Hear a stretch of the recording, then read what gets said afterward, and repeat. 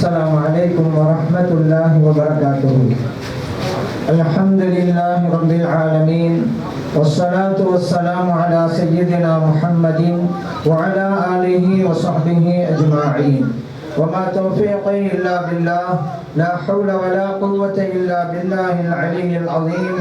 سبحانك لا علم لنا إلا ما علمتنا إنك أنت العليم الحكيم. கண்ணியத்திற்குரிய கண்மணி நாயகம் ஸல்லல்லாஹு அலைஹி வஸல்லம் அவர்களுடைய புனித குடும்பத்தை சார்ந்த மௌலானாமார்களே, மரியாதைக்குரிய உலமா பெருமக்களே, அன்பார்ந்த பெரியோர்களே, இளைஞர்களே, கேள்வி பதில் நிகழ்ச்சியில் முதலாவதாக சகோதரர் கேட்டது, இந்த கேள்வி பதில் நிகழ்ச்சி என்பதும் விவாதங்கள் என்பதெல்லாம் தேவைதானா, அதனுடைய பலன் என்ன என்று வச்சாங்க. கேள்வி பதிலும் ஒன்று இருக்காங்க. ஏன் அல்லாஹ் குர்ஆன்ல சொல்லும் பொழுது ஃபஸ்அலு அஹ்ல ذிக்ரி இன் குன்தும் லா தஅலமூன், உங்களுக்கு தெரியவில்லையானால் தெரிந்தவர்களிடம் கேட்டு தெரிந்து கொள்ளுங்கள் என்று அல்லாஹ் தஆலா சொல்லி காட்டுறான். ஆகவே இந்த கேள்வி பதில் என்பதெல்லாம் குர்ஆனிலே இறைவன் சொன்னதின் அடிப்படையிலே தான். அதனால் கேள்வி பதில் அவசியம்தான். அதுபோல் விவாதம் என்றெல்லாம் நடைபெறுகிறது, அது தேவைதானா என்று கேட்டால் அல்லாஹ்வே சொல்லுகிறானே, வஜாதில்ஹும் பில்லதி ஹிய அஹ்சன், அழகிய முறையிலே நீங்கள் விவாதம் செய்யுங்கள் என்று அல்லாஹ் சொல்லி காட்டுகிறான். அப்பதான் சத்தியம் வெளிப்படுங்கிறதுனால. ஆனா இன்னைக்கு ஒரு சில கூட்டத்தினர் விவாதம் என்கிற பேரில் வசை மாறி பொழிவதையே வழக்கமாக்கி இருக்கிறாங்க. இவங்க அவங்கள திட்டுறது, அவங்க இவங்களை திட்டுறது, அந்த அளவிற்கு சாக்கடைகளை அள்ளி வீசிக்கொண்டிருக்கிறார்கள். ஆனால் விவாதம் என்றால் கருத்து மழைகள் தான் நாங்கள் பொழிய வேண்டும். கருத்து பூக்களை ஒருவர் மீது ஒருவர் தூவிக்கொண்டே இருக்க வேண்டும். அப்போதுதான் ஆரோக்கியமாக இருக்கும். அப்படிப்பட்ட ஆரோக்கியமான விவாதத்தை தான் இறைவன் சொல்லி காட்டுகிறான், அழகிய முறையில் நீங்கள் விவாதம் செய்யுங்கள் என்று. ஆனா இன்னைக்கு வாங்க பேர்ல சில பேர் கணிசடை வார்த்தைகளை எல்லாம் காதிலே கேட்க முடியாது, சொல்லி காட்ட முடியாது, இப்படிலாம் பேசுறாங்கன்னு சொல்லி கூட காட்ட முடியாது, அப்படி நடத்துகிறார்கள். குர்ஆன் ஹதீஸ்ங்கிற பேர் வச்சுக்கிட்டு. ஆனால் அசத்திய பாதையிலே செல்கிறார்கள் என்பதை உலகத்தில் இருக்கக்கூடிய குறிப்பாக தமிழ் பேசும் எல்லா விஷயங்களும் புரிஞ்சுக்கிட்டாங்க.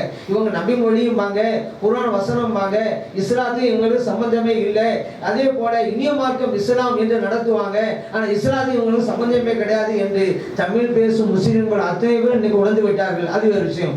ஆனா ஆரோக்கியமான விவாதத்தை இஸ்லாம் அங்கீகரிக்கிறதுங்கிறத நாம் அறிந்து கொள்வோம். ஹசரத் அவர்களே, குறிப்பாக இந்த வழியிலே ஒரு முக்கியமான ஒரு கேள்வியை கேட்க வேண்டும். குறிப்பாக அஹ்லு சுன்னத் வல் ஜமாத் இளைஞர்களுக்கு மத்தியிலே இன்று ஏற்பட்டிருக்கின்ற ஒரு முக்கியமான பிரச்சனைகள் தான். அதாவது நாங்கள் பல இடங்களில் சொல்கின்றோம், நாங்கள் அவுலியாக்களை போதிக்கின்றோம், அவுலியாக்களை மதிக்கின்றோம். ஒருவர் அவுலியா தான் என்று நாங்கள் எவ்வாறு அறிந்து கொள்வது? இது எங்களுடைய இளைஞர்களுக்கு மத்தியில் ஏற்பட்டிருக்கின்ற முக்கியமான ஒரு சந்தேகம். இவரை நாங்கள் வளமையாக தொண்டு தொட்டு அவுலியா என்று சொல்கின்றோம். நாங்கள் அவர்களை எவ்வாறு அவுலியா என்று அறிந்து கொள்வது? அவர்கள் அவுலியா அல்லாமலும் இருக்கலாம் என்றும் பல்வேறு கருத்துக்கள், குற்றச்சாட்டுகள் இடம்பெறுகின்றன. அது தொடர்பான உங்களுடைய பதில் எவ்வாறு அமைந்திருக்கின்றது?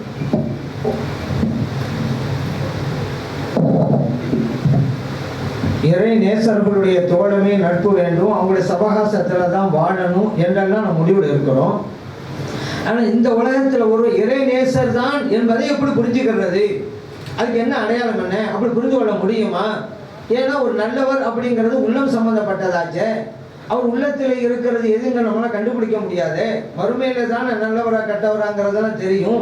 இந்த உலகத்தில் என்ன சரி எப்படி கண்டுபிடிப்பீங்க என்கின்ற கேள்வி சில வைக்கிறார்கள். அதைத்தான் சோதரர் கேள்வியா வச்சிருக்கிறாங்க. இந்த உலகத்திலேயே இறை நேசர் யார் என்பதை கண்டுபிடிக்க முடியும்ங்கிறத கண்மணி நாயகம் ஸல்லல்லாஹு அலைஹி வஸல்லம் சொல்லிட்டாங்க. அவங்ககிட்ட கேட்கப்படுது, நபிகள் நாயகம் ஸல்லல்லாஹு அலைஹி வஸல்லம் அவங்ககிட்ட சஹாபா பெருமக்கள் கேட்கிறாங்க, மன் அவுலியா உல்லாஹ், அவுலியாக்கள் என்பவர்கள் யார் அப்படின்னு. நபிகள் நாயகம் ஸல்லல்லாஹு அலைஹி வஸல்லம் சொன்னாங்க, இதா ரூஉ ذிக்ரல்லாஹ், யாரை பார்க்கும்போது இறைவனுடைய அல்லாஹ்வினுடைய சிந்தனை உங்களுக்கு வருதோ அவங்க தான் அவுலியாக்கள் என்று நபிகள் நாயகம் ஸல்லல்லாஹு அலைஹி வஸல்லம் சொல்லிட்டாங்க. பஸாரிலே பதிவு செய்யப்பட்ட ஹதீஸ். யார் வலிமான்னு கேட்கப்பட்ட போது நபிகள் நாயகம் ஸல்லல்லாஹு அலைஹி வஸல்லம் அதெல்லாம் இந்த உலகத்தை கண்டுபிடிக்க முடியாதுங்க, அதெல்லாம் உள்ளம் சம்பந்தப்பட்டதுங்க என்றா சொன்னாங்க. அல்லாஹ்வுடைய சிந்தனை வந்தால் ஒருவர் பார்க்கும் போது அவர்கள் வலியுல்லா இறை நேசர் என்று நீங்கள் தீர்மானியுங்கள் என்று நபிகள் நாயகம் ஸல்லல்லாஹு அலைஹி வஸல்லம் சொல்லி காட்டுறாங்க. அது மட்டும் இல்ல, இந்த உலகத்திலேயே இறை நேசர் யார் அப்படிங்கறத கண்டுபிடிக்கும்ங்கிறதுனால தான் அல்லாஹ் குர்ஆன்ல சொல்றான், யா அய்யுஹல்லதீன ஆமனு தக்குல்லாஹ், இறை நம்பிக்கையாளர்களே அல்லாஹ்வை அஞ்சிக் கொள்ளுங்க, வகூனு மஅஸ் ஸாதிகீன், உண்மையாளர்களோடு நீங்கள் இருங்கள் என்கிறான். உண்மையாளர்களோடு நீங்கள் தோழமை வைத்துக் கொள்ளுங்கள் என்று அல்லாஹ் சொல்றான். உண்மையாளர்கள் யாரு கண்டுபிடிக்க கண்டுபிடிக்க முடியுங்கிறதுனால தான் அல்லாஹ் தஆலா அவங்களோட நீங்க நட்பு வச்சுக்கிறீங்கிறான். கண்டுபிடிக்க முடியாதுன்னு சொன்னாக்கா முடியாத உன்னையா இறைவன் செய்ய சொல்றான். இறைவன் மேலும் சொன்னான், வஸ்பிர் நஃப்ஸக மஅல்லதீன யதுஊன ரப்பஹும் பில் கதாத்தி வல் அஷியி, காலையிலும் மாலையிலும் எல்லா நேரங்களிலும் இறை சிந்தனையிலே இருப்பாங்கல்ல, அப்படிப்பட்டவர்களோடு நீங்கள் தோழமை வைத்துக் கொள்ளுங்கள் என்றும் சொல்லி காட்டுகிறான். இப்ப நல்லோர்கள் யார் என்று தெரிய முடியுங்கிறனால தானே, அதனால தான் நபி நாம் ஸல்லல்லாஹு அலைஹி வஸல்லம் அவர்கள் நல்லோர்களோடு தோழமை வைங்க, நட்பு வைங்க. அது கஸ்தூரி வைத்திருப்பவங்க பக்கத்தில் இருக்கிற மாதிரி உங்களுக்கு கஸ்தூரி கிடைக்கலாம், அல்லது நீங்க விலைக்கு வாங்கலாம், அல்லது வாடையாவது நுகரலாம். நபி நாம் ஸல்லல்லாஹு அலைஹி சொன்னாங்கல்ல. அப்ப நல்லோர்கள் யார் என்று கண்டுபிடிக்க முடியாதுன்னு சொன்னா நல்லோர்களோடு நீங்க தோழமை வைத்துக் கொள்ளுங்கள் என்று எப்படி சொல்லியிருக்க முடியும் நபி நாம் ஸல்லல்லாஹு அலைஹி வஸல்லம் அவர்கள்? தக்வா உள்ளம் சம்பந்தப்பட்டதுதான். ஆனா ஒருவருடைய கூற்றின் மூலமும் அவருடைய நடவடிக்கை மூலமும் அவருடைய செயல்பாட்டின் மூலமும் இவர் இறையச்சம் உள்ளவர்ங்கிற கண்டுபிடிக்க முடியும் இந்த உலகத்துல. அதனாலதான் நபி நாம் ஸல்லல்லாஹு அலைஹி சொல்றாங்க, லா யகுல் துஆமக இல்லா தக்வியுன், நீங்க தக்வா உள்ளவங்களுக்கு சாப்பாடு கொடுங்க என்று நபி நாம் ஸல்லல்லாஹு அலைஹி சொல்றாங்க. அபூதாவுதிலே பதிவு செய்யப்பட்ட ஹதீஸ். தக்வா உள்ளவங்க யாரும் கண்டுபிடிக்க முடியாதுன்னு சொன்னா இறையச்சம் உள்ளவர்களுக்கு சோறு கொடுங்க என்று நபி நாம் ஸல்லல்லாஹு அலைஹி எப்படி சொல்லியிருப்பாங்க? சரிங்க, இந்த உலகத்துல இறை நேசர்கள் யாரும் கண்டுபிடிக்க முடியாதுன்னு வச்சுக்கிறங்க. ஒரு பேச்சுக்கு அல்லாஹ் சொல்லி இருப்பானா ஹதீஸே குதுசியில நபி நாம் ஸல்லல்லாஹு அலைஹி சொல்லி காட்டுறாங்களே, அல்லாஹ் சொன்னான் என்று புகாரில பதிவு செய்யப்பட்டிருக்க, மன் ஆதாலி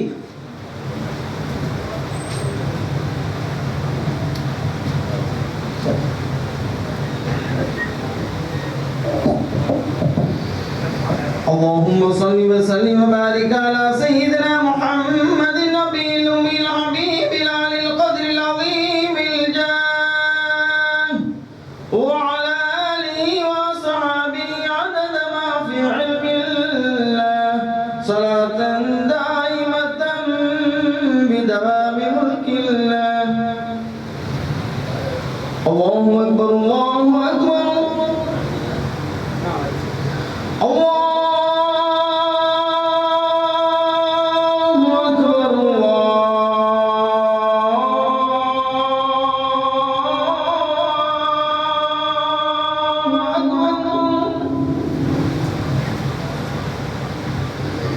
أشهد أن لا إله إلا الله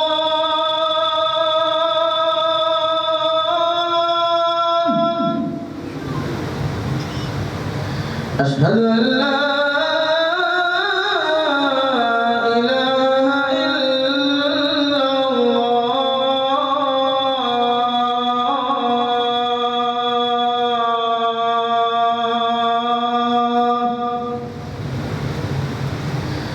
أشهد أن محمدًا رسول الله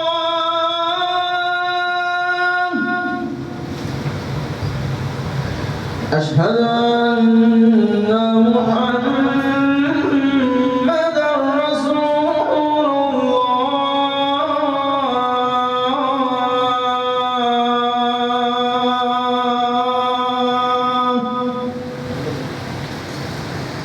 حي على الصلاة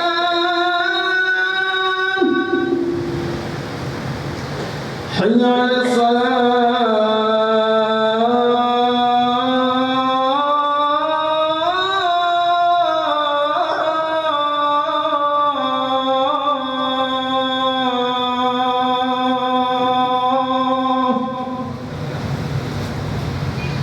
حي على الفلاح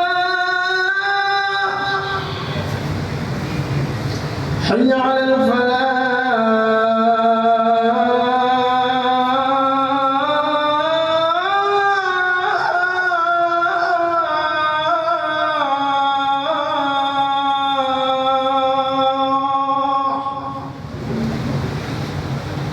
الله أكبر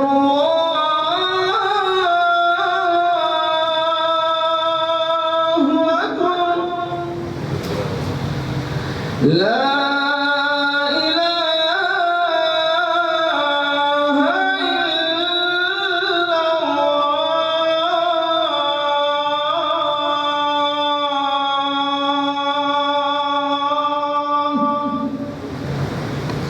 اللهم صل وسلم وبارك على سيدنا محمد وآله وصحبه وسلم.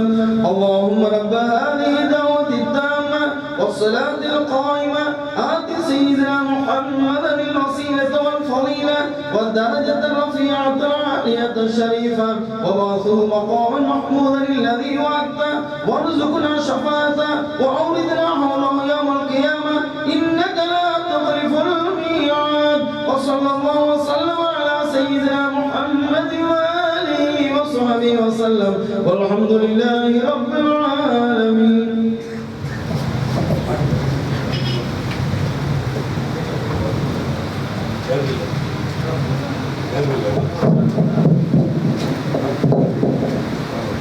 நபிகள் நாயகம் ஸல்லல்லாஹு அலைஹி வஸல்லம் அவர்கள் அல்லாஹ் சொன்னதாக சொல்லி காட்டுறாங்க. புகாரில் இருக்குது, மன் ஆதாலி வலியன் ஃபகத் ஆதன்துஹு பில் ஹர்ப். யார் எனது நேசரை பகிர்ந்து கொள்கிறார்களோ அவர்களோடு நான் யுத்த பிரகடனம் செய்கிறேன் என்று அல்லாஹ் சொல்லி காட்டுறான். இறை நேசர் யார் என்று இந்த உலகத்தில் கண்டுபிடிக்க முடியாது என்றால் என் நேசரை பகிர்ந்து கொள்ளாதீங்க என்று இறைவன் எப்படி நமக்கு சட்டம் போட்டிருப்பான்? இந்த உலகத்தில் சட்டம் கண்டுபிடிக்க முடியாதுல்ல. கண்டுபிடிக்க முடியாததே அல்லாஹ் தான் நமக்கு செய்ய சொன்னா. அதனால கண்டுபிடிக்க முடியுங்கிறது தான். இப்படி சில பேர் சொல்லுவாங்க, நல்லவங்க நம்ம கண்டுபிடிக்க முடியாது. அவரை கூப்பிட்டு நான் கேட்டேன், சரிங்க சைகான ஹதீஸ்னு ஒன்று இருக்குதா? ஆமா இருக்குது. சைகான ஹதீஸ்லாம் எதுக்கு சொல்றது? அறிவிப்பாளர் வரிசையெல்லாம் கரெக்டா இருக்கும், அறிவிப்பாளர்கள்லாம் நல்லவங்களா இருப்பாங்க. அப்படி அறிவிப்பாளர்கள்லாம் நல்லவங்களா இருந்துட்டாக்கா அந்த ஹதீஸ் சைகான ஹதீஸ். நீ தான் சொல்லிட்டியப்பா நல்லவங்க யாருன்னு கண்டுபிடிக்க முடியாதுன்னு சொல்லி. அவன் சைகான ஹதீஸை மட்டும் எப்படி கண்டுபிடிக்கிற? அந்த உலகத்தை கண்டுபிடிக்க முடியாத எல்லாம் அல்லாஹ்வுக்கு தெரியும்ட்டிய. அவர் அறிவிப்பாளர்கள்லாம் நல்லவர்களாக இருந்தால் செய்யலாது, நல்லவர்கள் கண்டுபிடிக்க முடியுங்கிறனால தானே. ஆகவே நல்லவர்கள் யாரென்று இந்த உலகம் கண்டுபிடிக்க முடியும் என்பதைத்தான் குர்ஆன் சொல்லி காட்டுகிறது. அப்படி இல்லைன்னு சொன்னா நல்லவர்களோடு நீங்கள் நட்பு வைத்துக் கொள்ளுங்கள் என்று இறைவன் கட்டளையிட்டு அதெல்லாம் வீணா போயிடும். அர்த்தம் இல்லாத சட்டத்தை அல்லாஹ் போட்டிருக்காண்டு வரும். ஆகவே கண்டுபிடிக்க முடியும் என்றுதான் குர்ஆனும் ஹதீஸும் நமக்கு சொல்லி காட்டுகிறது என்பதை நாம் அறிந்து கொள்வோம்.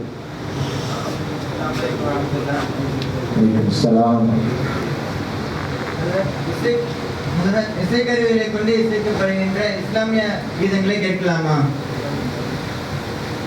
இஸ்லாமிய பாட்டுக்களை நம்ம கேட்கிறோம். நாகூரியம் ஹனீஃபா பாடின பாட்டெல்லாம் நம்ம கேட்க தான் செய்கிறோம். இதில் இசைகளோடு தான் அந்த பாட்டு வருது. இஸ்லாம் இசையை எதிர்க்கிறதுன்னு சொல்கிறாங்க. ஆனால் இஸ்லாமிய பாட்டுக்களை எல்லாம் இசைக்கருவிகளோடு தான் நம்ம கேட்குறோம். இது கூடுமா? மார்க்க அடிப்படையில் இது ஆகுமானதா அப்படின்னு கேள்வி வச்சிருக்கிறாங்க. இசைக்கருவிகளை பற்றி ரெண்டு வகையாக ஹதீஸை நம்ம பார்க்கலாம். நபிகள் ஸல்லல்லாஹு அலைஹி வஸல்லம் சொல்றாங்க, இசைக்கருவிகளை உடைத்தெறிவதற்காகத்தான் நான் அனுப்பப்பட்டிருக்கிறேன். உண்மை. அதே நபிகள் ஸல்லல்லாஹு அலைஹி வஸல்லம் அவர்கள் சில வகை இசைக்கருவிகளை அனுமதித்தும் இருக்கிறார்கள், ஊக்குவித்தும் இருக்கிறார்கள். நான் இசைக்கருவியை உடைத்து தான் வந்திருக்கேன்னு சொல்லும்போது பொதுவாக தான் சொன்னாங்க. அதே கண்மணி நாயகம் ஸல்லல்லாஹு அலைஹி வஸல்லம் அவர்கள் தப் அடிப்பதை ஊக்குவித்திருக்கிறார்கள். ஆகும் என்பது மட்டுமல்ல, அதற்கு ஆர்வம் ஊட்டி இருக்கிறார்கள்.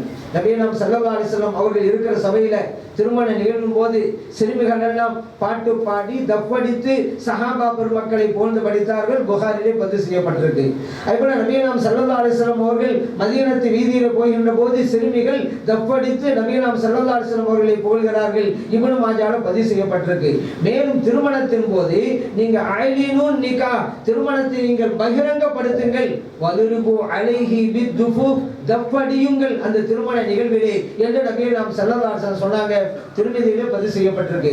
அதனால தப்படிப்பது ஆகும் என்பது மட்டுமல்ல, அதற்கு ஆர்வமும் ஊக்கமும் அளித்திருக்கிறார்கள் நபிகள் ஸல்லல்லாஹு அலைஹி வஸல்லம் அவர்கள். இப்ப இந்த வகை இசைக்கருவி கூடணும் புரிஞ்சுக்கிறோம். அதே போல ஒரு பெருநாள் தினம், அதாவது ஐயாமு தஷ்ரீக் சொல்லுவாங்க. ஹஜ்ஜி பெருநாளுக்கு அடுத்து வரும்போது 3 நாட்கள் அது பெருநாள் மாதிரி தான். அதனாலதான் அந்த 3 நாள்ல நோன்பு வைக்க கூடாது நம்ம மார்க்கத்துல. ஏன்னா அது குர்பானி கொடுக்கிற நாள், நம்ம அறுத்து புசிக்கிற நாள், அதை நோன்பு வைக்க கூடாது, பெருநாள். அந்த நாளிலே மீனாவுடைய நாள் சொல்லுவாங்க. ஒரு சிறுமி புல்லாங்குழல் வச்சு வாசிச்சிருக்கிறாங்க. அபூபக்கர் சித்திக் ரலியல்லாஹு அன்ஹு அவர்கள் அந்த சிறுமியை பார்த்து, என்ன இந்த மாதிரி எல்லாம் செஞ்சுட்டு இருக்கிறீங்க, வாசிக்க கூடாதுன்னு அந்த சிறுமியை கண்டிக்கிறாங்க.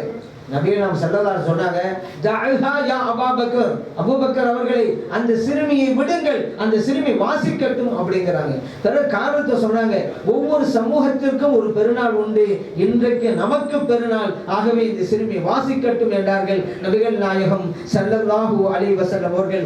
புகாரிலே பதிவு செய்யப்பட்ட ஹதீஸ். இப்போ புல்லாங்குழல் வாசிப்பதே நபிகள் ஸல்லல்லாஹு அலைஹி வஸல்லம் மனதுக்கு ஆறுதலை வழங்கக்கூடியது, மனசுக்கு நிம்மதியை வழங்கக்கூடியது.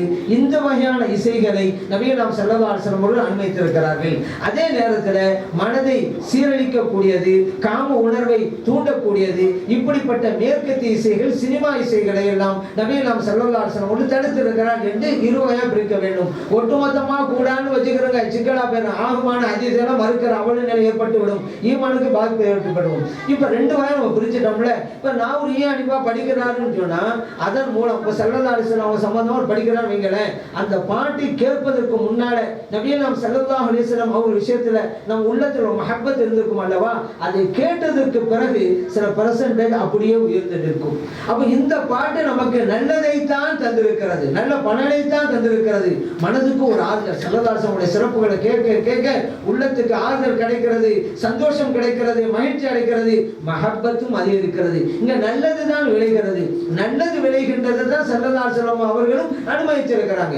அதே போல இறைவனை பற்றி, மார்க்கத்தை பற்றி பிலால் ரலியல்லாஹு அன்ஹு அவருடைய சம்பவம் எல்லாருக்கும் தெரியாதுங்க. ஆனா இப்படி ஒரு பாட்டு வரப்போய் இப்ப தெரிய ஆரம்பிச்சிருச்சு. பிலால் ரலியல்லாஹு அன்ஹு பத்தி ஒரு நீண்ட நெடிய வரலாற்றை அவங்க படிப்பாங்க. ஒரு சஹாபா பெருமக்களுடைய வரலாற்று நிகழ்வை, ஒரு உருக்கமான நிகழ்வை மக்களுக்கு மத்தியிலே கொண்டு போய் சேர்த்தது இந்த பாட்டு தாங்க.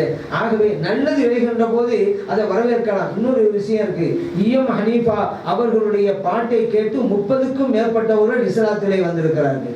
அப்படிப்பட்ட ஒரு சிறப்பு அந்த பாட்டுக்கு இருக்கிறது. ஆகவே நல்லது விளைகின்ற இசைகள் கூடும் ஸல்லல்லாஹு அலைஹி வஸல்லம் அனுமதித்திருக்கிறார்கள். மனதை சீரழிக்கிற, மனதிலே தேவையில்லாத எண்ணங்களையும் காம உணர்வுகளையும் ஏற்படுத்துகிற அப்படிப்பட்ட இசைகள் கூடாது என்பதை நாம் அறிந்து கொள்வோம்.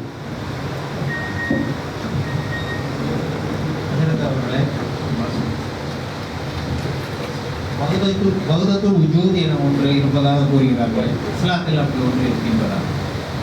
வஹ்தத்துல் வஜூத் என்பது பற்றி சகோதரர் கேள்வி வச்சிருக்கிறாங்க. ஒரு உள்ளமையின் வெளிப்பாடு அப்படிங்கிற கருத்துல தான் அந்த வஹ்தத்துல் வஜூத் என்பது ஆன்மீகவாதிகளுக்கு மத்தியிலே அந்த சொல் பிரயோகிக்கப்பட்டு கொண்டிருக்கிறது, சொல் வழக்கிலும் இருக்கிறது. இந்த ஒரு உள்ளமையின் வெளிப்பாடுங்கிற கருத்து குர்ஆன் ஹதீஸ்ல நிரம்பி விரவி கிடக்கிறத நம்ம பார்க்கலாம். நம்ம இதை மறுத்தாக்கா வஹ்தத்துல் வஜூத்ங்கிற வார்த்தையே வேண்டுமானா எங்களுக்கு பிடிக்கலன்னு போலாமே தவிர அந்த வார்த்தை கூறுகிற கருத்தை யாரும் மறுக்க முடியாது. இந்த வார்த்தை வேண்டுமானா ஒரு நாள் இருக்கலாம், இந்த வார்த்தை எங்க இருக்கு, இந்த வார்த்தை சரி வார்த்தை தூக்கி வச்சிருவோம். அந்த வார்த்தை எந்த கருத்தை நமக்கு அறிவிக்கிறதோ அந்த கருத்தை நம்மால் ஒதுக்கி வைக்க முடியாது. காரணம் குர்ஆனும் அதிலும் இருக்கிறது. உதாரணத்துக்கு சொல்றதா இருந்தா குர்ஆனை பார்த்துக்கிறோமே, அல்லாஹ் குர்ஆனை சொல்றான், ஐனமா துவல்லு ஃபஸம்ம வஜ்ஹுல்லாஹ் அப்படிங்கிறான். நீங்கள் எங்கு திரும்பினாலும் இறைவனுடைய உள்ளமை இருக்கிறது. வஜ்ஹுல்லாஹ்னா அல்லாஹ்வுடைய முகங்கிறது கிடையாதுங்க. வஹாபி அப்படி அர்த்தம் வைப்பாங்க, அல்லாஹ்வுடைய முகம் தான் முகம் அப்படிம்பாங்க. பெரிய சிக்கலான அர்த்தத்தை வந்துடும். அவங்கள்ட்ட ஒரு கேள்வி வச்சோம், என்ன முகம்டா முகம்டா அர்த்தம் வைக்கிறீங்க? குல்லுமன் அலைஹா ஃபான், எல்லாம் அழிந்து போகும். வயபுகா வஜ்ஹு ரப்பிக, உங்க ரப்புடைய முகம் மட்டும் இருக்குன்னு அல்லாஹ் சொல்லிவிட்டான். முகம்டா முகம், கையண்டா கை, காலுண்டா காலுங்கிறீங்களே, எல்லாம் அழிந்து போகும், முகம் மட்டும் இருக்குங்கிறானே. அப்ப அல்லாஹ்வுடைய கையை அழிஞ்சு போயிடும், அல்லாஹ்வுடைய கால் அழிஞ்சு போகும், அல்லாஹ்வுடைய முகம் மட்டும் இருக்குமா? அப்படி கேள்வி கேட்டாக்க முடிச்சுட்டு இருக்கிறாங்க. ஆனா நம்ம கொடுக்கறது பாருங்க, வஜ்ஹு என்றால் இறைவனுடைய உள்ளமை தான், எல்லாம் அழிந்து போகும், அல்லாஹ்வுடைய உள்ளமை மட்டும் இருக்கும். கரெக்ட். இப்ப அல்லாஹ் குர்ஆன்ல சொல்றான் எல்லாம் அழிந்து போகும், அல்லாஹ்வுடைய உள்ளமை மட்டும் இருக்கும். அது ஒரு சப்ஜெக்ட். இந்த வசனத்தின் அடிப்படையில் இப்ப பாருங்க, ஐனமா துவல்லு ஃபஸம்ம வஜ்ஹுல்லாஹ், நீங்கள் எங்கு நோக்கினாலும் அங்கே இறைவன் இருக்கிறான். இருக்கிறதா இல்லையா? சரி. அல்லாஹ் இன்னொரு இடத்துல ஹுவல் அவ்வலு தன்னை பத்தி சொல்றான். ஹுவல் அவ்வலு, முந்தியவனும் அவன்தான், வல் ஆஹிரு கடைசிமானும் அவன்தான், வல் பாத்தினு அந்தரங்கமானவனும் அவன்தான், வல் லாஹிர் வெளிரங்கமானவனும் அவன்தான். இதுல முந்தியவனும் அவன்தான், அல்லாஹ் தஆலா தாங்க முதலாவது. சரி. கடைசிவன் தான், ஆமாங்க அவன் தாங்க கடைசி. ரைட்டு. அந்தரங்கமானவன், அந்த அந்தரங்கமானவன். சரி. அல்லாஹ் அதுல 4 விஷயம் ஒண்ணு சொன்னா பாருங்க, வெளிரங்கமானவனும் அல்லாஹ். இது எப்படி புரியுங்க? வெளிரங்கமானவனும் அவன். வஹ்தத்துல் வஜூத் இல்லங்கறான். அவளை கூப்பிட்டு இந்த வெளிரங்கமான என்னங்கிறது விளக்கம் சொல்லிட்டு போ ஃபர்ஸ்ட். அந்த வார்த்தை விட விட்டுறலாம். அப்ப இந்த வெளிரங்கமானவனும் அவன்தான் என்று இறைவன் சொன்னான்னு சொன்னா அதுக்கு என்ன விளக்கம்னு தெரியுமா இல்லையா? வஹ்தத்துல் வஜூத் வார்த்தை தூக்கி வைப்போம், அதுக்கு என்ன விளக்கம்? இந்த விளக்கம் தேவைப்படுதா இல்லையா? அந்த விளக்கத்திற்கு உள்ள வார்த்தை தான் அது. அந்த வார்த்தை இப்ப பெருசு இல்லை, அந்த சப்ஜெக்ட் என்ன அப்படிங்கிறது தான். இப்ப எங்க நோக்கினாலும் இறைவன், அதான் அல்லாஹ் தான் சொல்றான். வெளிரங்கமானவனும் அவன் தான் என்று அல்லாஹ் தான் சொல்றான். எப்படி புரிவது? இல்லை சல்லல்லாஹு சொல்லும் இதெல்லாம் சொல்லாம போயிட்டாங்க அப்படியா தெரியாதுன்னு சொல்ல அல்லாஹ் குர்ஆன் சொல்லும்போது வன்சல்னா இலைக்கு இருக்கிற துபையின் லின்னாஸ் இந்த குர்ஆனை நபி அவர்கள் உங்களுக்கு தந்திருக்கிறோம் மக்களுக்கு தெளிவுபடுத்தி காட்ட வேண்டும் என்பதற்காக. இப்போ சல்லல்லாஹு அலைஹி வஸல்லம் இந்த மாதிரி வசனங்களை எல்லாம் தெளிவுபடுத்தாம போயிட்டாங்களா? அப்போ அவங்களுடைய ரிசாலத்துல குறைவு பண்ணிட்டாங்களா? ஏன் முழுமையாக ஒப்படைக்கணும்னா இந்த விஷயத்தையும் அப்பதான் ரிசாலத்துல சம்பூர்ணப்பட்டாங்க. இந்த விஷயம் மட்டும் சொல்லாம போயிட்டாங்க. அப்ப ரிசாலத்தை சரியா எடுத்து சொல்லாம போயிட்டாங்கன்னு சொல்ல வரீங்களா? இல்ல சொல்லிட்டு தான் போனாங்க. அப்ப எப்படின்னு நீங்க சொல்லுங்க. எங்களுக்கு நீங்க வழங்கி வச்சிருக்கீங்கல்ல என்ன சொல்லுங்க. ஆனால் நாங்க சொல்ல நீங்க கேட்கணும். ரெண்டும் ஒண்ணுதான் செய்யணும். சரி, அடுத்து இன்னொரு இடத்துல சொல்லுவான் அல்லாஹ் தஆலா அந்த சில காபிரா இருந்துக்கிட்டு அமல்லாம் செய்யறாங்க அவங்களுக்கு மறுமையில் ஒன்றும் கிடைக்காங்கிறது உதாரணத்தை அல்லாஹ் சொன்னான். கஸ்ஸராபின் கானல் நீரை போல அவளை வணக்கம் அப்படிதான் இருக்கும். பிகியாத்தின் யஹஸபுஹு லம்ஆனு மா ஒரு வனாந்தரத்துல ஒருத்தன் ஒரு கானல் நீரை பார்க்கறான். ஓ தண்ணி மாதிரி தெரியுது. அங்க வர்றான். ஹத்தா இதா ஜாஹு தண்ணி அங்க இருக்குன்னு சொல்லி ஆசைப்பட்டுதான் வர்றான். லம் யஜிது ஷையா அங்க தண்ணீரே இல்ல. அதோட அல்லாஹ் நிபன பவரா இல்ல. வஜதல்லாஹ அங்கே அல்லாஹ்வை அவன் பெற்றுக்கொண்டான். தண்ணீடு போறான், தண்ணி இல்ல, அங்க அல்லாஹ் தான் இருக்கிறான். அல்லாஹ் குர்ஆன் சொல்லி தரான். அப்ப கானல் நீர் உள்ள இடத்துல அல்லாஹ் இருக்கிறான் அல்லாஹ் சொல்லி இருக்கிறான். எப்படி நீங்க சொல்லுங்க. சலாத்து சொல்லிட்டு போனாங்களா இல்லையா? இல்ல சொல்லாம போயிட்டாங்க. ஒரு ரிசாலத்து குறை பண்ணி போனாங்களா? இருக்குதா இல்லையா? சரிங்க. இப்போ நமக்கெல்லாம் குர்ஆன் ஓதி தர யாரு? மாசாக்கள்ல போய் ஆசிரியர்கள் தான் உஸ்தாமர் தான். அல்லாஹ் குர்ஆன் சொல்றான் அர் ரஹ்மான் அல்லமல் குர்ஆன். ரஹ்மான் தான் குர்ஆனை கற்று தந்தாங்கிறான். நமக்கு மாசாக்கள் ஆசிரியர் தான் கற்று தந்துட்டு இருக்கிறாங்க. சரி, நபிகள் ஸல்லல்லாஹு அலைஹி வஸல்லம் அவங்கள பார்த்து அல்லாஹ் சொல்றான் வமா ரமைத்த இத ரமைத்த வலாக்கன்னல்லாஹ ரமா. நபி அவர்களே நீங்க மண்ணெறிந்த நேரத்துல நீங்க எரியல, அல்லாஹ் தான் அதை எறிந்தான். ஸல்லல்லாஹு எறிறாங்க. அல்லாஹ் சொல்றான் நான் எறிஞ்சேன். என்ன விளக்கம்? சரி, ஸல்லல்லாஹு அலைஹி வஸல்லம் அவங்களுக்கு மட்டுமல்ல, இது சஹாபா பெருமக்களுக்கும் தான். அந்த பத்ர் யுத்தத்தை பத்தி அல்லாஹ் குர்ஆன் சொல்லும் பொழுது அந்த சஹாபா பெருமக்கள் எதிரிகளை கொல்லவில்லை, வலாக்கின்னல்லாஹ கதலஹும் அல்லாஹ் தான் அந்த எதிரிகளை கொன்றான். வெளிப்படையில் சஹாபா பெருமக்கள் தான் எதிரை கொல்றாங்க. அல்லாஹ் சொல்றான் நான் கொல்ல, நீங்க கொல்லவேங்கிறான். நீங்க எங்க கொல்ல? நான் தான் செஞ்சேங்கிறான். இந்த வசனத்தை எப்படி புரியுங்க நீங்க? வஹுவ மஅக்கும் ஐனமா குன்தும் நீங்கள் எங்க இருந்தாலும் இறைவன் உங்கள் கூட இருக்கிறான். எப்படி நம் கூட இருக்கிறான்? புரியணுமா இல்லையா? அப்ப இந்த வசனங்களுக்கெல்லாம் ஸல்லல்லாஹு அலைஹி வஸல்லம் சொல்லி விளக்க தந்து போனாங்களா இல்லையா? தந்துட்டா நிச்சயமா போயிருக்கணும். அப்பதான் அவங்க ரிசாலத்தை முழுமையாக தங்களுடைய சேவையை பணியாற்றி இருக்கிறாங்கன்னு வரும். அப்ப அவங்க சொல்லி போனது என்ன? புரியணும், முறைப்படி புரியணும். இருக்கிறது வார்த்தை விவகாரம் அல்ல. இந்த வசனங்களுக்கு எப்படி புரிவது? புரியணுமா இல்லையா? வேற வார்த்தை வேணா வச்சுட்டு போங்க. நபிகள் ஸல்லல்லாஹு அலைஹி வஸல்லம் ஒரு சமயத்தில் அலி ரலியல்லாஹு அன்ஹு அவங்க கூட ஒரு நீண்ட நேரம் பேசிக்கிட்டே இருக்கிறாங்க. அந்த நேரத்தில் சஹாபா பெருமக்கள்லாம் கூட என்ன ஸல்லல்லாஹு அலைஹி வஸல்லம் ரொம்ப நேரமா அலி ரலியல்லாஹு அவங்க கூட தனிமையா பேசிட்டு இருக்காங்களே, யாருமே இல்லை, அவங்க 2 பேர் தான். இவங்கெல்லாம் பேசுறாலும் ஒரு நீண்ட நேரம் தொடருது. இந்த செய்தி நபிகள் ஸல்லல்லாஹு அலைஹி வஸல்லம் காதுக்கு வந்துருச்சு. சொன்னாங்க அருமை தோழர்களே மன் தஜைத்துஹு நான் அவர்களோடு ரகசியம் பேசிக் கொண்டிருக்கல, நான் அவங்களோடு பேசல. வலாக்கின்னல்லாஹ இன்தஜாஹு அல்லாஹ் தான் அவர்களோடு ரகசியம் பேசிக் கொண்டிருந்தான் என்று நபிகள் ஸல்லல்லாஹு அலைஹி வஸல்லம் சொன்னாங்க. திருமீதியிலே பதிவு செய்யப்பட்ட ஹதீஸ். இது எப்படி புரியுங்க நீங்க? நபிகள் ஸல்லல்லாஹு அலைஹி வஸல்லம் சில துஆக்களை எல்லாம் கற்று தந்தாங்களே. ஒரு நாள் தூங்கி முழிச்சிட்டாரு. அல்ஹம்துலில்லாஹில்லதி அஹ்யானா பஅதமா அமாத்தனா வஇலைஹி நுஷூர். என்னை உறங்க வைத்து எழ வைத்தானே அந்த இறைவனுக்கு எல்லாம் போகணும். நம்மளை எழுப்பிவிட்டது யாரு? வீட்டில் உள்ள யாரும் அம்மா எழுப்பி போட்டிருப்பாங்க, மனைவி எழுப்பி போட்டிருப்பாங்க, அது அல்லாஹ் எழுப்பி போட்டிருக்கேன். ஆனா எப்படி துவா? என்னை எழுப்பி விட்ட இறைவனுக்கு எல்லாம் போகணும். இது எப்படி புரியுங்க நீங்க? நம்ம வீட்டில் தாய் சோறு தந்திருப்பாங்க, மனைவி சோறு தந்திருப்பாங்க, அந்த ஹோட்டலுக்கு கூப்பிட்டு போய் ஒரு நண்பர் சோறு வாங்கி தந்திருப்பாரு. துவா என்ன ஓதணும்? அல்ஹம்துலில்லாஹில்லதி அத்அமனா வஸகானா. எனக்கு சோறு கொடுத்து அல்லாஹ்வுக்கே எல்லாம் போகணும். நண்பர் தான் சோறு கொடுத்தாரு, அல்லாஹ்வுக்கு தான் எல்லாம் போகணும்னு நம்ம துவா ஓதணும். நபிகள் ஸல்லல்லாஹு அலைஹி வஸல்லம் அதான் கற்று தந்தாங்க. சரி, இப்போ பாங்க சொன்னாங்கல்ல, பாங்க சொல்ல கேட்டோம்ல, யார் பாங்க சொன்னது? பள்ளியாசலம் தான் மொஹத்தின் சாஹிப். இங்கே வந்து ஒரு ஆமிஷா வந்து பாங்க சொன்னாங்க. சரி, நம்ம பாங்க சொல்ல முடிஞ்சு. இவங்க தான் நம்மளுக்கு தொழிலுக்கு கூப்பிட்டாங்க. துவா எப்படி வரும்? அல்லாஹும்ம ரப்ப ஹாதிஹி தஅவா. இந்த அழைப்புக்குரிய இறைவனே, நம்மளை கூப்பிட்டது மொஹத்தின் சாஹிப். இந்த அழைப்புக்குரிய இறைவனேன்னு நான் அல்லாஹ் பார்த்து நம்ம சொல்லிட்டு இருக்கோம். நபிகள் ஸல்லல்லாஹு அலைஹி சொல்றாங்க, மறுமையில் அல்லாஹ் ஒரு நாள் கூப்பிட்டு கேட்பான், என்னப்பா பசியா இருந்தானே சாப்பாடு தரலையே எனக்கு, இறைவனே அந்த ரப்புல் ஆலமீன் உனக்கு ஏது பசி? அப்ப அல்லாஹ் சொல்லுவான், இன்னாலும் பசிச்சிருந்தாரா, சாப்பாடு கேட்டாரா, நீ கொடுத்திருந்தா அங்க என்ன தானமா நீ பார்த்துருப்ப? இந்த தாகமா இருந்தாலே நீ தண்ணி கொடுத்துடக்கூடாதா? அல்லாஹ் ஃபர்ஸ்ட் கேட்பான், நான் தாகமா இருந்தானே, இறைவனே உனக்கு எப்படி தாகம்? இன்னாலும் தாகமா இருந்தாரா, அவருக்கு தண்ணி கொடுத்துருக்கலாம்ல, அங்க என்ன தானே பார்த்துருப்ப? நான் ஆடை கேட்டு தரலையே. அல்லாஹ் கேட்பான், இறைவன் உனக்கு ஆடையா? இவரு ஆமா, இன்னாடு ஆடை இல்லாம தான் உன்னை கேட்டார்ல, நீ கொடுத்திருந்தா அங்க என்னதானப்பா பார்த்திருப்ப? முஸ்லிம்களுடைய பதிவு செய்யப்பட்ட ஹதீஸ்.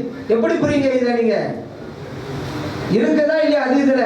சரி, நபியலாம் ஸல்லல்லாஹு அலைஹி வஸல்லம் வெளியூர் போகும்போது துஆ சொல்லி தர்றாங்க, அல்லாஹும்ம அன்த ஸாஹிபு ஃபீ ஸஃபர், இறைவனே என் பயணத்தில் நீ தோழன், வல் கலீஃபத்து ஃபி அஹ்லி, ஊர்ல இருக்கிற குடும்பத்துக்கு நீ தான் கலீஃபா, பிரதிநிதி. என்னங்க இது?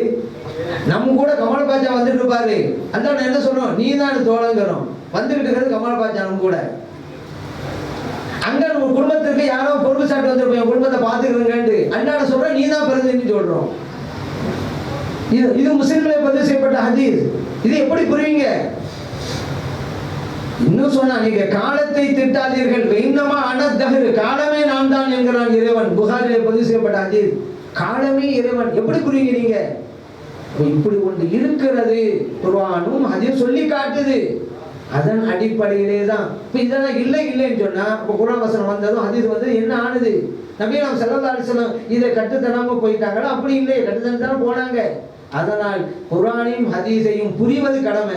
சரி, இதெல்லாம் எங்களுக்கு சப்ஜெக்ட் இல்லைங்க, ஒண்ணு அவங்க சொல்லணும் இதுக்குள்ள விளக்கம், இல்ல அது எங்களுக்கு தேவையில்லை என்றால் அவர்களுக்கு உண்டான பரிதாபம் நம்மை போன்ற சுன்ன ஜமாத்துக்கு கிடையாது. ஏன்னா அவங்க எல்லாம் இதெல்லாம் தேவையில்லைன்னு சொன்னா வச்சுக்கிறோங்க. இந்த வசனங்கள் இந்த ஹதீதுகளை புரியாமலேயே இந்த உலகத்தை விட்டும் செல்கிற அவல நிலை அவர்களுக்கு ஏற்படுகிறது. இறைவனுடைய அருளால இந்த வசனங்கள் ஹதீதுகள்லாம் புரிந்த வண்ணம் இந்த கபருக்குள்ளே போகின்ற நற்பேறு நமக்கு கிடைக்கிறது. இறைவனுக்கு எல்லா போகும்.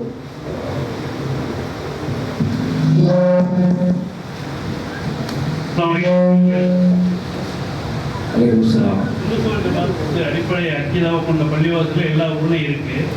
இந்த வஹாபிகள் வந்து புதுசாக பள்ளிவாசலை கட்டிக்கிட்டு அங்கே துணை ஒரு மக்களை எல்லாம் கூப்பிடுறாங்க. இது இஸ்லாத்தில் அனுமதிக்கப்பட்டதா? பள்ளிவாசல்கள் முஸ்லிம்கள் தொழுவதற்காக எல்லா மஹல்லாவிலும் கட்டப்பட்டிருக்கின்றன.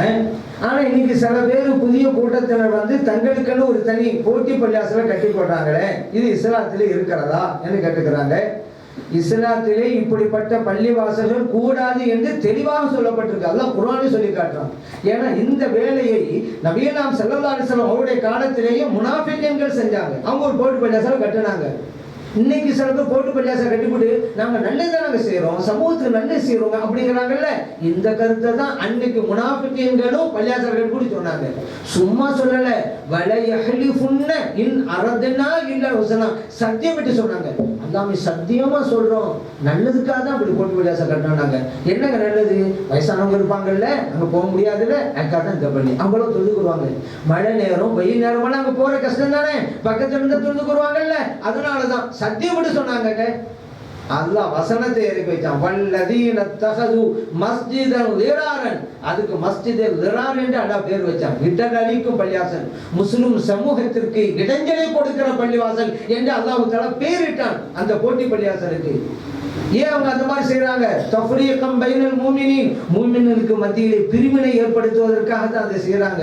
ஓ குஃப்ரன், இறை மறுப்பாக்காக தான் செய்யறாங்க. இப்படி எல்லாம் சொல்லிட்டு லிமன் ஹாரபல்லாஹ வ ரசூலஹு, அல்லாஹ்வையும் அல்லாஹ் ரசூல் ஸல்லல்லாஹு அலைஹி வஸல்லம் அவர்களையும் எதிர்க்கிறாங்கல்ல, அவங்களோடு போர் தொடுக்கிறாங்கல்ல, அப்படிப்பட்டவர்களுக்கு புகலிடமாகத்தான் அந்த இடம் அமைந்திருக்கிறது என்று அல்லாஹ் வசனத்தை இறக்கினா, அந்த முனாஃபிக்குகள் எழுப்பி வச்சாங்க போட்டி பள்ளி, அதை போய் எரித்து விடுங்கள் என்று நபியே நாம் ஸல்லல்லாஹு கட்டளையிட்டாங்க. எரிக்கப்பட்டு விட்டது. அது இஸ்லாமிய ஆட்சிங்கிற அடிப்படையில் இன்னைக்கு இந்தியா இலங்கைலாம் ஜனநாயக நாடு. அவங்கவுங்களோட வழிபாட்டு தலத்தை அமைச்சு கொள்ளலாம், வணங்கி கொள்ளலாம், அவங்களுக்கு பட்ட உரிமை. ஆனா நம்மை பொறுத்த மட்டில் அப்படிப்பட்ட போட்டி பள்ளிக்கு பள்ளிவாசல்னே சொல்லக்கூடாது, வேண்டுமானால் ஒரு வழிபாட்டு தலம் என்று சொல்லிக் கொள்ளலாம். மார்க்கத்தில் அதுக்கு அனுமதி இல்லைங்கிறத புரிஞ்சுக்கணும். ஜஸாக்கல்லாஹ் ஹைர் ஹஸ்ரத் அவர்கள். இதேவேளை மற்றொரு கேள்வி எழுந்திருக்கின்ற இந்த மீலாது விழா சம்பந்தமான 2 கேள்விகள் வந்திருக்கின்றன. குறிப்பாக ஸல்லல்லாஹு அலைஹி வஸல்லம் அவர்கள் பிறை, அதாவது ரபியுல் அவல் பிறை 2, 8, 10, 12 போன்ற நாட்களில் பிறந்ததாக பலர் கூறுகிறார்கள். இவ்வாறான குற்றச்சாட்டுகள் நடந்திருக்கின்றன. இதேவேளை சிலர் கூறுகிறார்கள் பிறை 8க்கும் 12க்கும் இடையே பிறந்திருக்கலாம் என்று கூறுகிறார்கள். இது தொடர்பான அபிப்பிராயங்களுக்கு உங்களுடைய பதில் என்ன? அடுத்தது, இந்த சுபஹான முதலே இறுதியாக வருகின்ற அந்த துவாவிலே வருகின்றது முதரிசுல் மஸ்ஜிதுல் லாகூர் என்ற வார்த்தை மௌலிதில் இருந்து எடுக்கப்பட வேண்டும் என்ற குற்றச்சாட்டுகளும் இருக்கின்றன. இவ்வாறான குற்றச்சாட்டு இந்த 2 கேள்விக்கும் நாங்கள் உங்களுடைய பதிலை எதிர்பார்க்கின்றோம்.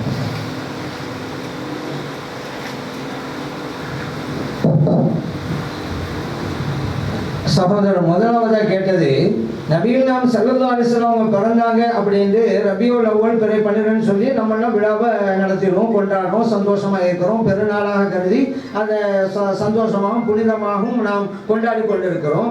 ஆனால் சில பேர் பிற 4, சில பேர் பிற 8 இப்படிலாம் சொல்லிட்டு இருக்கிறாங்களே, எது சரியானதுன்னு கேட்டுக்கிறாங்க. கருத்து வேறுபாடு இருப்பது உண்மைதான். நபிகள் நாம் ஸல்லல்லாஹு அலைஹி வஸல்லம் அவர்கள் பிறந்த அந்த தினத்துல கருத்து வேறுபாடு இருப்பது உண்மை. ஆனால் பெரும்பாலான இமாம்கள் சொன்னது ரபியுல் அவ்வல் பிறை 12 தான். இதுக்கு என்ன ஆதாரம்? ஹாக்கிம் ஒரு ஹதீஸ் கிதாப் இருக்கு பாருங்க, அதிலேயே இருக்கிறது.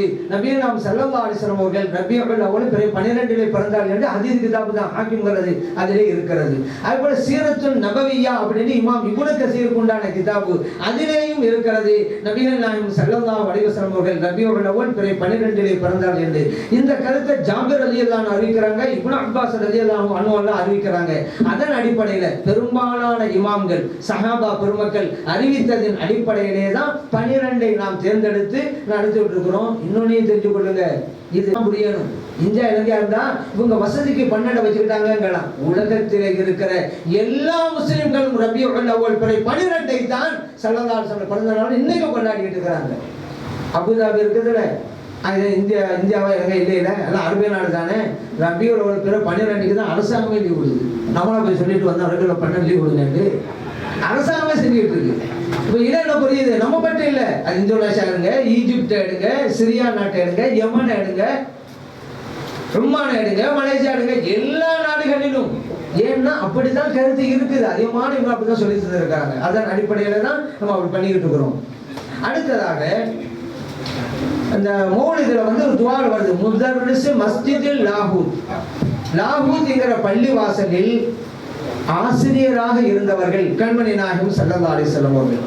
இங்க இதுல ஒவ்வொன்றாக ஒப்பீடு அமைந்திருக்கிறது. நபிகள் நாயகம் ஸல்லல்லாஹு அலைஹி வஸல்லம் அவர்கள் இந்த உலகத்தில எல்லா மனிதர்களுக்கும் ஆசிரியராக இருந்திருக்கிறாங்க.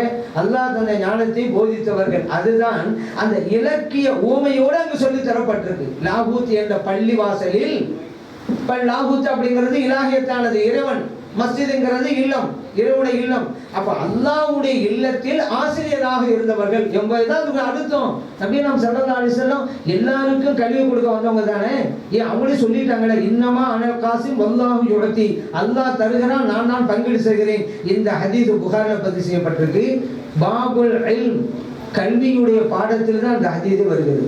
ஸல்லல்லாஹு அலைஹி வஸல்லம் அவர்கள் தான் இந்த கல்வி ஞானத்தை எல்லோருக்கும் கொடுக்கிறார்கள். அல்லாஹ் அவங்களுக்கு கொடுத்து அந்த மூலம் நமக்கு வருது. இப்போ அவர் நமக்கெல்லாம் ஆசிரியராக இருக்கிறார்கள். அல்லாஹ் கற்றுக் கொடுத்ததை நம்ம கற்றுத் தருகிறார்கள். அதுதான் இறைவனுடைய பள்ளியின் ஆசிரியர் சொல்லி தரப்பட்டிருக்கு. இது போய் அடிக்கிறாங்களாமே, அந்த மாதிரி அடிச்சா அவருடைய அறியாமை வெளிப்படுகிறது. யாருக்கு இழப்பு இல்ல, அவங்கள கூப்பிட்டு சரிங்க ஸல்லல்லாஹு நமக்கு ஆசிரியர் இல்லையான்னு கேளுங்க. ஆசிரியர் தான் அப்படிதான் சொல்லணும். இல்லைன்னா அவங்க இதை மறுபாடாக மாறிடுவாங்க. நமக்கெல்லாம் ஆசிரியர் ஸல்லல்லாஹு அலைஹி வஸல்லம்.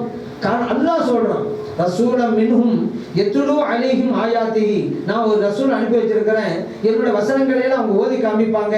வ யுஸக்கீஹிம், மக்களை தூய்மைப்படுத்துவாங்க. அடுத்து இதான் நமக்கு பாயிண்ட், வ யுஅல்லிமுஹுமுல் கிதாப வல் ஹிக்மா, ஞானத்தையும் வேதத்தையும் அவர்கள் கற்றுக் கொடுப்பார்கள். நமக்கு கற்றுத் தருவதற்காக அல்லாஹ் அனுப்பி இருக்கிறானே, அவங்க ஆசிரியர் தானே. அவர்கள் ஆசிரியர் என்றுதான் அங்க இருக்குது. அது வேண்டாம் என்றால் அந்த வாசகத்தை தேர்ந்தெடுக்கிறார்கள். திருக்குர்ஆனிலே ஒரு வசனத்தையும் தேர்ந்தெடுக்கிறார்கள். அப்படிப்பட்ட அபாயகரமான செயல் அவங்க செஞ்சுட்டு இருக்கிறாங்க. ஆசிரியங்கிறது பொறுக்க முடியல இல்லைங்க. அல்லாஹ் குர்ஆன் சொல்றாங்க, அப்ப அந்த வசனத்தை எடுத்துருவாங்களா அவங்க? அவங்கள அடுத்து நான் என்ன சொல்ல வரேன், எல்லாருக்கும் எல்லாம் தெரியாதுங்க. பெரியவங்க சொல்லியிருந்தாக்க நமக்கு விளங்காம இருக்கும், அவங்க விளங்கி சொல்லியிருப்பாங்க. அந்த நல்லெண்ணம் வரணும். இல்லைன்னா இப்போ வஹாபிக்கு உங்களுக்கு என்ன வித்தியாசம்? மௌலிது ஓதுறாங்கன்னா சுன்ன ஜமாத்து தானே, சுன்னை ஜமாத்து மௌலித் ஓதிக்கிட்டு இந்த வாசகத்தை மட்டும் எடுக்கிறேன்னு சொன்னா இப்ப இந்த கூட்டத்துக்கு வஹாபிகளுக்கு என்ன வித்தியாசம்ங்கிறேன். ஏன்னா வஹாபிகளுக்கு புரியாது, ஆகவே மறுக்கிறது. அதான் குர்ஆன் சொல்லினா ஒமா ஊதீத்தும் மினல் இல்மி இல்லா கலீலா, அற்ப சொற்ப ஞானம் உங்களுக்கு வழங்கப்பட்டிருக்குன்னு சொல்லிட்டான். நமக்கு புரியல, பெரியவங்க சொல்லி இருக்கிறாங்க, நம்மளோட உயர்ந்தவங்க. சுன்னை ஜமாத்து தானே, ஏன் அந்த நல்லெண்ணம் வரல? வஹாபிக்கு தான் நல்லெண்ணம் வரல, நமக்கே வரல. சரி வரலையா, இப்போ சொல்லியாச்சு. அல்லாஹ் ஆசிரியராகத்தான் ரசூல் ஸல்லல்லாஹு அலைஹி வஸல்லம் அனுப்பினான், குர்ஆன் சொல்லிட்டான். இங்க அதுதான் இருக்கிறது. இது வேண்டாம் என்று அடித்தால் அந்த வசனத்தை மறுக்கிறார்கள் என்கின்ற மிகப்பெரிய குற்றத்திற்கு உள்ளாவார்கள். சம்பந்தப்பட்டவர்கள் இனிமேல் செய்ய மாட்டாங்க என்கின்ற நல்லெண்ணம் நான் வைக்கிறேன். ஜமாலி ஹசரத் அவர்களிடம் நிறைய கேள்விகள் கேட்க வேண்டும் என்று பலர் ஆர்வமாக இருக்கிறார்கள். என்றால் எங்களுடைய நிகழ்ச்சியை நாங்கள் நிறைவு செய்து கொள்ள வேண்டிய கட்டம் நெருங்கிக் கொண்டிருக்கின்றது. தொலைபேசி மூலமாகவும் இணையதளத்தினூடாகவும் பல கேள்விகளை கேட்டுக் கொண்டிருக்கின்றார்கள். இன்ஷா அல்லாஹ் நாங்கள் இறுதியாக ஹசரத் அவர்களிடம் ஒரு கேள்வியை கேட்கின்றோம். ஏனென்றால் என்னுடைய நிகழ்ச்சியை நிறைவு செய்வதற்குரிய நேரம் நெருங்கிக் கொண்டிருக்கின்றது. ஹசரத், இறுதியாக நாங்கள் 2 கேள்விகளை உங்களுக்கு தருகின்றேன். ஷரியத்தை மாத்திரம் பின்பற்றி தரீக்கத்தை பின்பற்றாதவர் அஹ்லு சுன்னத் வல் ஜமாத்தில் உள்ளடங்குகிறாரா? அதாவது ஷரியத்தை பின்பற்றி தரீக்கத்தை பின்பற்றாதவர்களுடைய நிலை என்ன? அவர் அஹ்லு சுன்னத் வல் ஜமாத்துக்கு உட்பட்டவரா என்ற ஒரு கேள்வி இருக்கிறது. இதே போன்று இன்று பரவலாக முன்வைக்கப்படுகிற ஒரு குற்றச்சாட்டு தான் இன்றைய காலத்திலே காமிலான ஷேகுமார்கள் இல்லை என்ற ஒரு குற்றச்சாட்டு இருக்கின்றது. இந்த 2 கேள்விக்கும் நாங்கள் உங்களுடைய பதிலை எதிர்பார்க்கின்றோம்.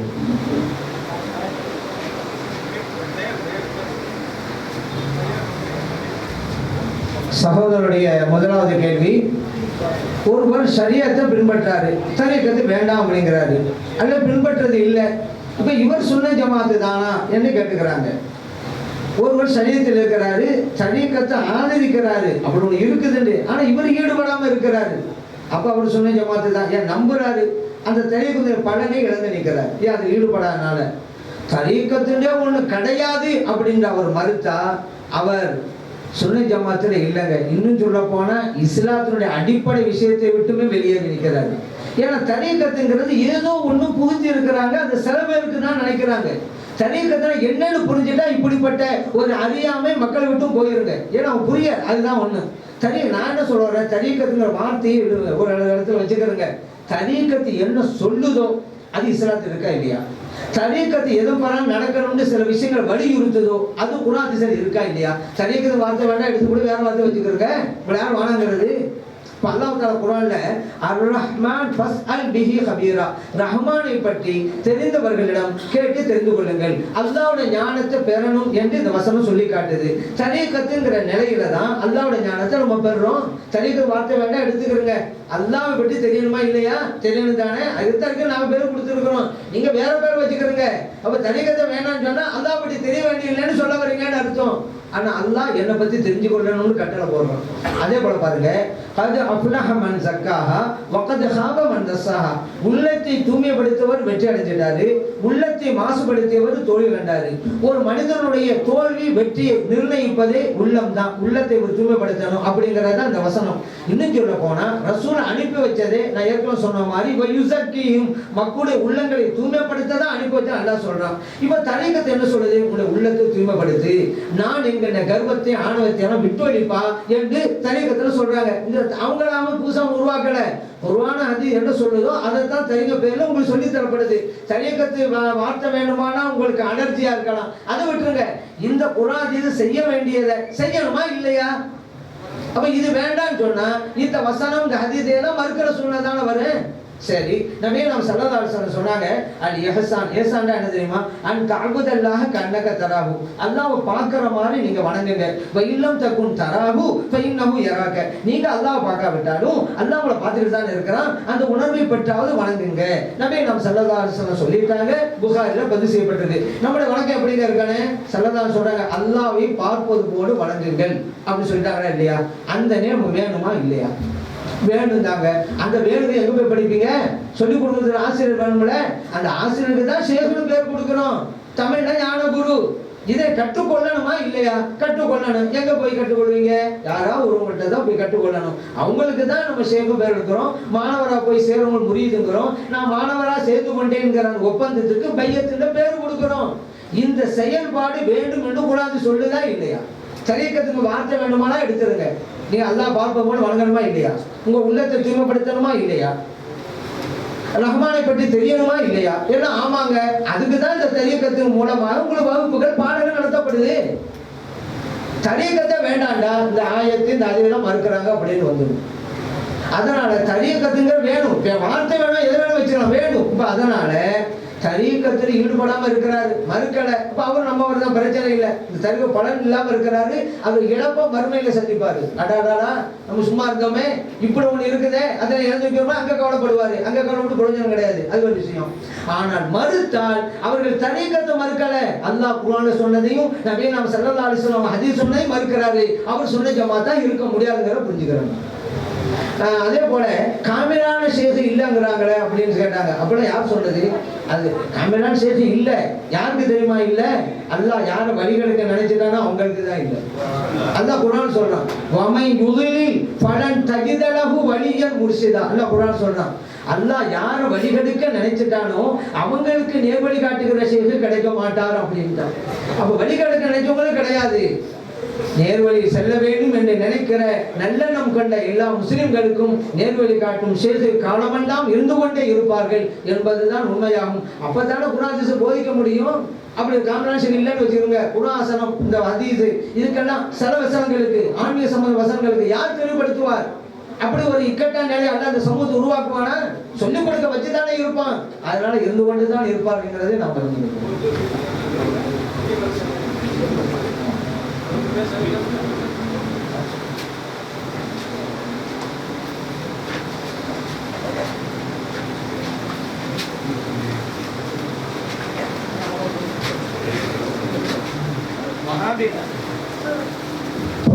வஹாபிகளை பற்றி நபியே நாம் ஸல்லல்லாஹு அலைஹி வஸல்லம் அவர்கள் எச்சரிக்கை விடுத்திருக்கிறார்களா? அது ஒரு சுருக்கமா சொல்லுங்க, காலத்தின் கட்டாயம் கருதி.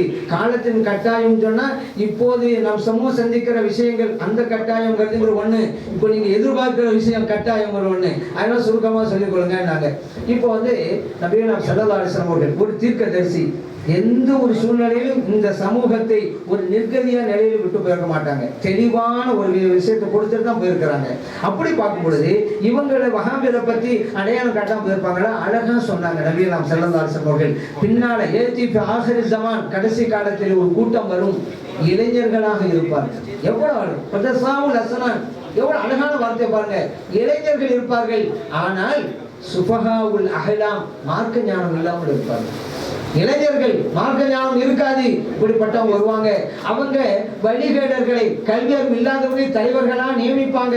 அந்த கல்வியறிவற்ற தலைவர்கள் தான் இதுதான் ஃபத்வா அதுதான் ஃபத்வான்னு கொடுப்பாங்க.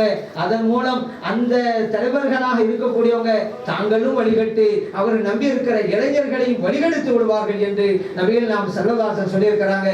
புகாரிலே பதிவு செய்யப்பட்ட ஹதீஸ். அப்படிப்பட்ட சூழ்நிலை நம்ம காலத்துல பார்க்கிறோம். கல்வியறிவு இல்லாத, மார்க்க ஞானம் இல்லாத, குர்ஆன் தெரியாத இளைஞர்கள் இன்னைக்கு எவ்வளவு இருக்கிறாங்க. அவங்களுடைய லீடர்களும் அந்த லட்சணத்துல தான் இருக்கிறாங்க. ஸல்லல்லாஹு அலைஹி வஸல்லம் சொன்னது அப்படியே நிறைவேறிக் கொண்டிருக்கிறது. நாம் நல்ல வேளை அல்லாஹ் தஆலா நம்முடைய முன்னோர்கள், நம்முடைய தாய் தந்தர்கள், நம்முடைய பாட்டம் கூட்டமார்கள்லாம் செஞ்ச துஆவுல சுன்ன ஜமாத் கொள்கைகளை கொண்டு வந்துகிட்டே இருக்கிறான். எத்தனை நியமத்துகளை இழந்தாலும் பரவாயில்லைங்க, நம்மள அல்லாஹ் தஆலா சுன்ன ஜமாத்ல வச்சானே, இதற்கு ஈடு இல்லை, இணை இல்லை. ஏன் தெரியுமா? மனிதனாக பிறந்தோம், முஸ்லிமாக இருந்தோம், நபி நாம் ஸல்லல்லாஹு அலைஹி வஸல்லம் அவருடைய உம்மத்தில் இருக்கிற பெருமையை பெற்றோம். இத்தனை நியமத்துகளையும் பேர்களையும் பெறுவதற்கு ஒரே வழி என்ன தெரியுமா? நம்ம சுன்ன ஜமாத்தில் இருக்கிறதுனால தான். சுன்ன ஜமாத் இல்லைன்னு வச்சுக்கிறங்க, மனிதனா பிறந்ததிலும் அர்த்தம் இல்லை, முஸ்லிமா இருப்பதிலும் அர்த்தம் இல்லை, நபியே நாம் ஸல்லல்லாஹு அலைஹி வஸல்லம் உம்மத்தில் இருக்கிறோங்கிறதுல எந்த பிரயோஜனம் கிடையாது. அப்ப இவ்வளவும் சுன்ன ஜமாத்தின் மூலம் கிடைக்கிறது. எல்லாம் வல்ல இறைவன் நம்மையும் நம்முடைய குழந்தைகளையும் நம்முடைய தலைமுறைகளையும் சுன்ன ஜமாத் கொள்கையை பிடிப்புள்ள மக்களாக ஆக்கியருள்வானாக. ஆமீன். வல்ஹம்துலில்லாஹி ரப்பில் ஆலமீன் என்று பிரார்த்தனை செய்து வாய்ப்பளித்த நல்லோர்களுக்கு நன்றி கூறி விடைபெறுகிறேன். அஸ்ஸலாமு அலைக்கும் வரஹ்மத்துல்லாஹி வபரகாத்துஹு.